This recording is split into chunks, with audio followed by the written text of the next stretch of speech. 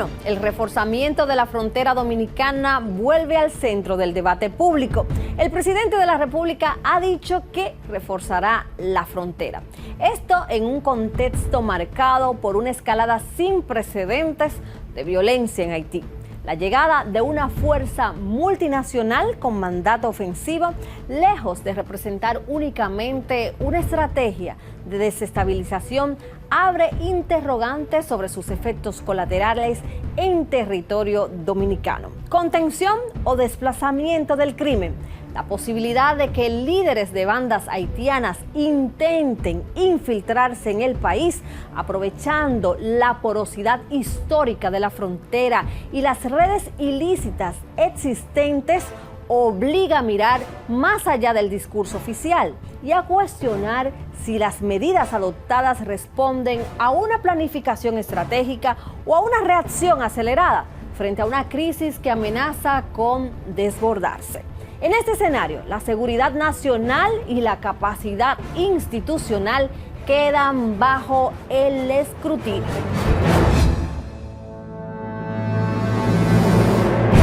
Buenas noches a nuestros panelistas y de inmediato pasamos a la primera pregunta. Hay analistas que plantean un escenario de posible infiltración de líderes de bandas haitianas hacia la República Dominicana. ¿En qué se puede evidenciar o en qué evidencia concreta se puede sustentar este riesgo y qué tan inminente lo considera? Las bandas están sometidas a un estrés de persecución. Los grupos perseguidos por lo general intentan ponerse a buen recaudo buscando santuarios. Nosotros tenemos una frontera de 391 kilómetros. De esos 391 kilómetros, 172 es de frontera fluvial. Y luego hay porciones importantes, más de 60 kilómetros, de frontera montañosa. Es decir, los que hemos ido a la frontera sabemos que la vulnerabilidad está a flor de piel porque no se puede asegurar totalmente la frontera. Las zonas en las que está el muro son las llanuras de Pedernales, Jimaní, algo de Dajabón, pero en las zonas por ejemplo, de Puerto Escondido, la sabana de Sansón, son zonas vulnerables y hay también otras zonas que están de pueblos pegados a la frontera, como es el caso de Tilorí y de Calvacier. Es decir que la frontera tiene muchos puntos vulnerables que no pueden ser totalmente cubiertos. Es verdad que en la frontera norte tenemos una seguridad porque tenemos el CEFRON que tiene la cobertura desde Restauración hasta Pedro Santana, pero luego hay otras zonas de montaña en las cuales no hay ningún tipo de posibilidad de tener una posta permanente, primero porque no hay comunicaciones y las bandas conocen los caminos, porque por ahí entran muchos inmigrantes que entran ilegalmente a República Dominicana, y el mismo camino de la inmigración ilegal es también el camino de la penetración de las bandas en el territorio nacional.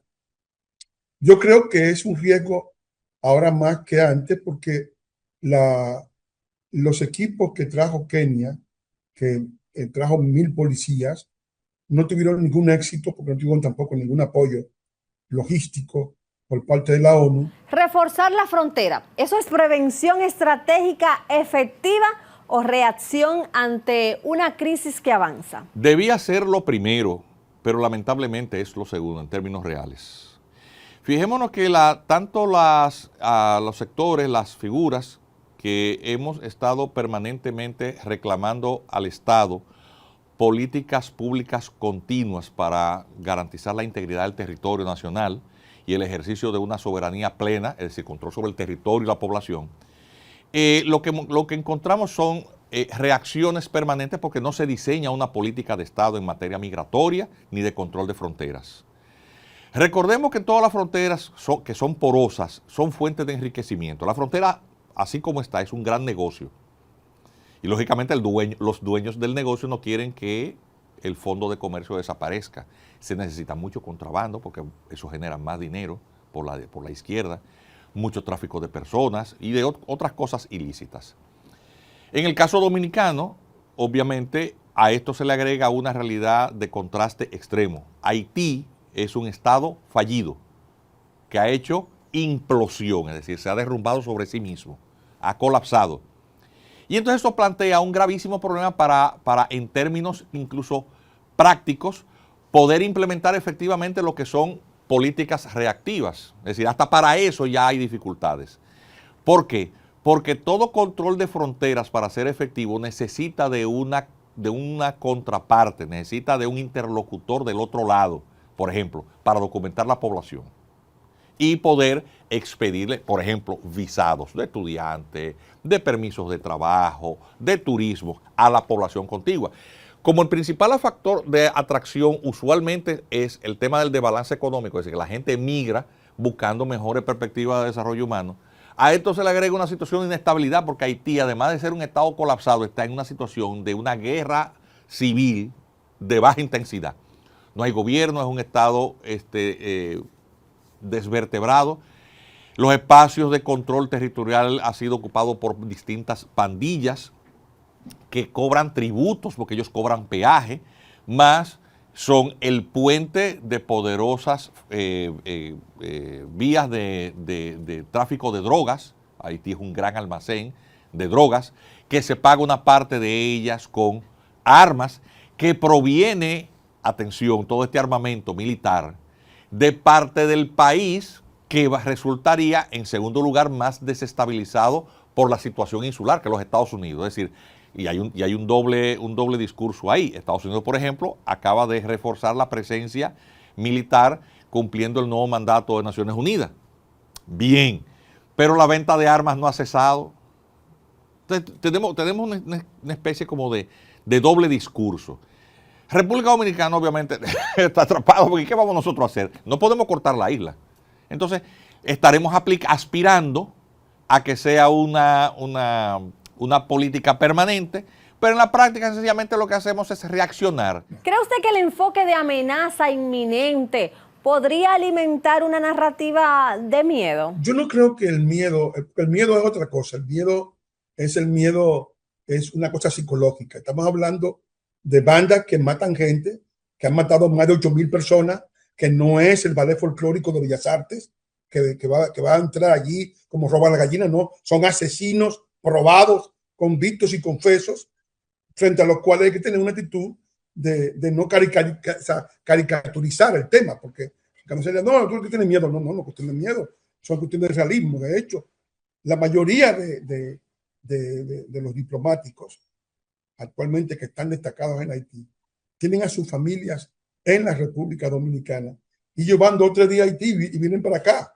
los fines de semana, lo cual quiere decir que si ellos, que tienen la obligación de estar allí, no están allí, por algo será. La clasificación de bandas haitianas como organizaciones terroristas, ¿eso fortalece realmente la capacidad de respuesta de las autoridades? No, en el caso haitiano era necesario porque resulta que las leyes contra el terrorismo en los Estados Unidos, luego de lo que llaman el Patriot Act y otras legislaciones complementarias en el caso norteamericano, pues le permite cierta capacidad extraterritorial para intervenir, ¿entiendes? Como una amenaza externa. Y obviamente el efecto desestabilizador que tienen las operaciones de las bandas a la escala en que se encuentra la situación haitiana convierte esto en un problema regional.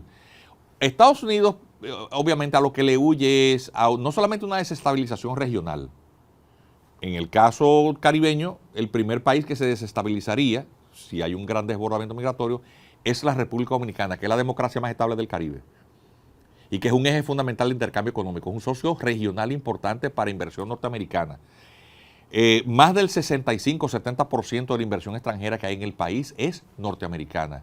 De los 12 millones de turistas que vienen al año a República Dominicana, más del 70% es proveniente de los Estados Unidos de Norteamérica. O sea, entendamos la dimensión del tema.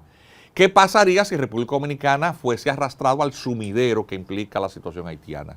Tú tienes un socio comercial, por lo tanto, que se va a afectar.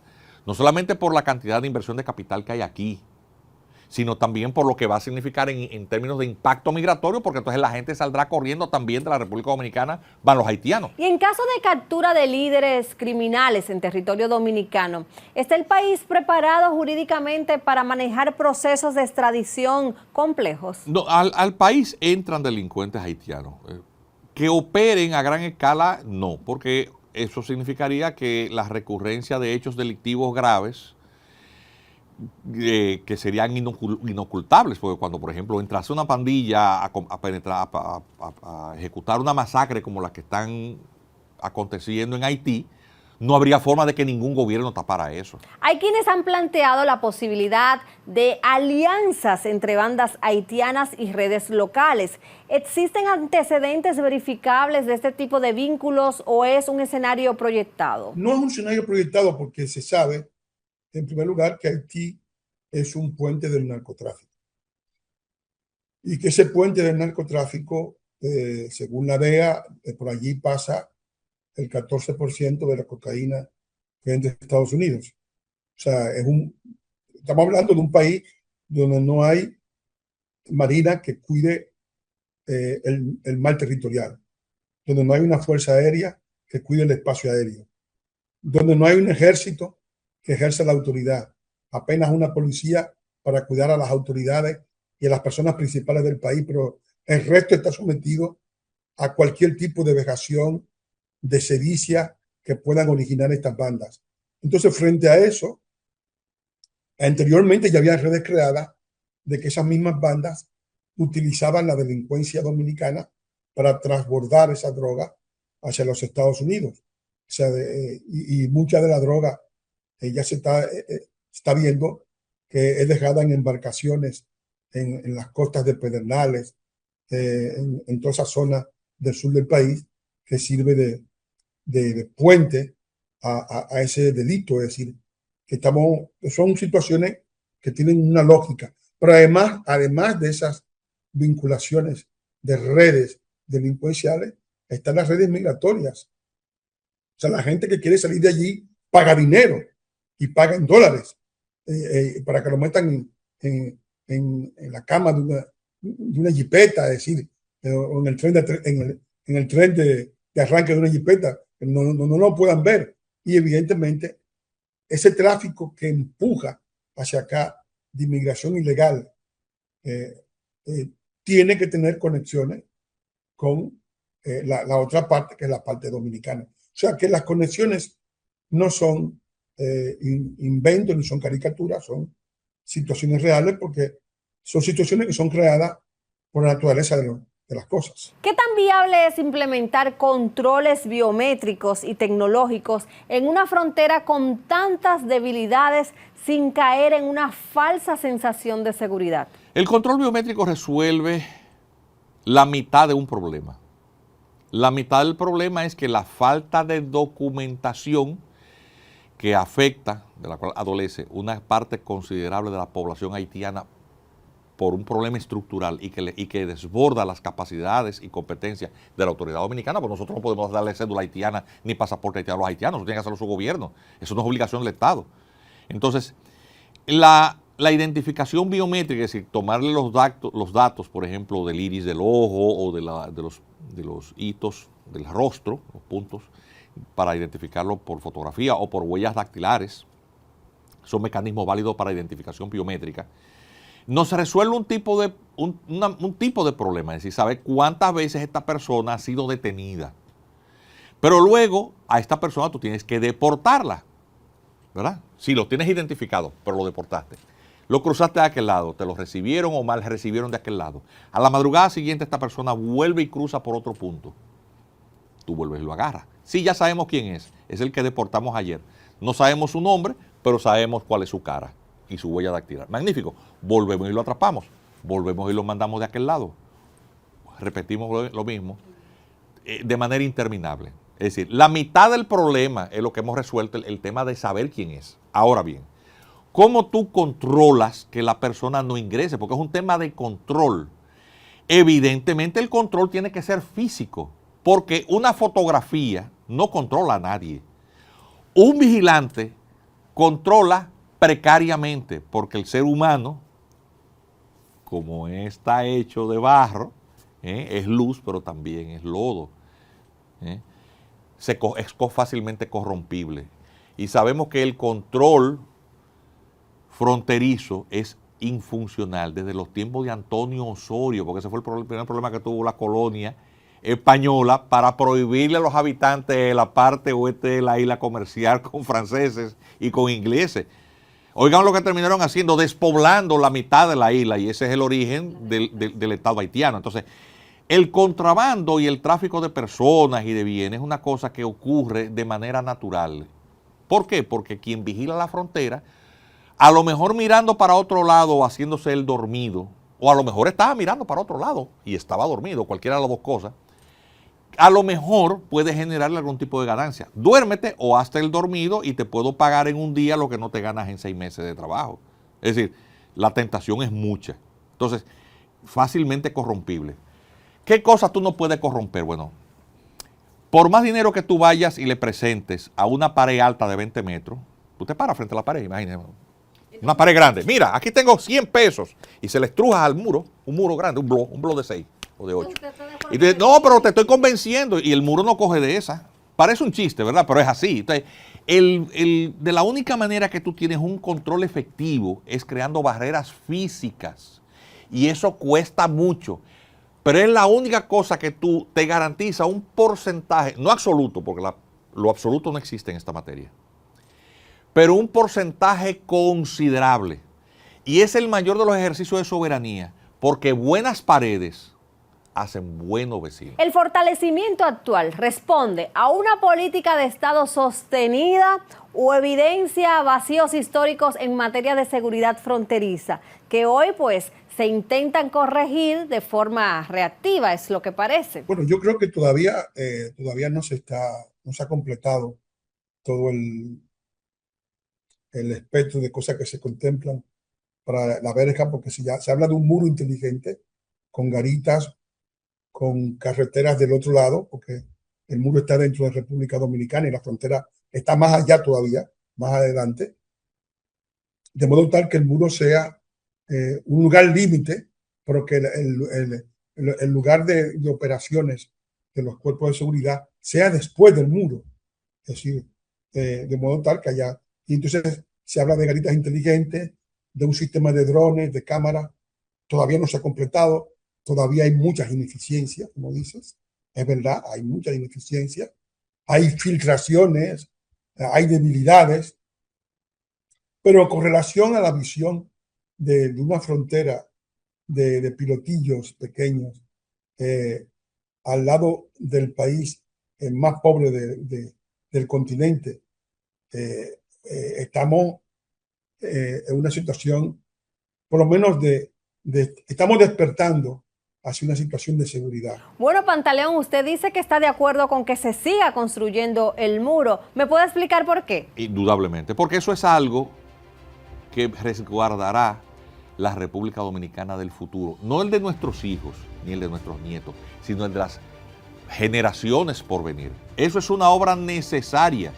Nosotros no podemos cortar la isla, pero sí podemos dividirla en dos. Gracias a nuestros invitados por aceptar participar en este panel necesario para entender el tema, reforzar la frontera, prevención estratégica efectiva o reacción ante una crisis que avanza, porque el tema de la frontera debe dejar de ser reactivo y que haya de una vez y por todas un verdadero plan, medible, verificable y sostenible.